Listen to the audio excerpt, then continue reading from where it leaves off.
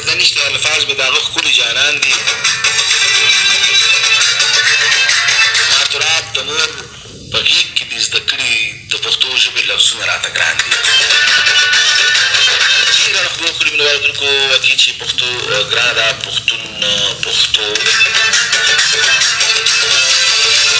پښتو پت ښېګړه توره او وفا ده پښتو صرف په ژبه ویلو باندې په خبرو چې یو سړی پښتو وایي आप सुन रहे हैं दिमागी शो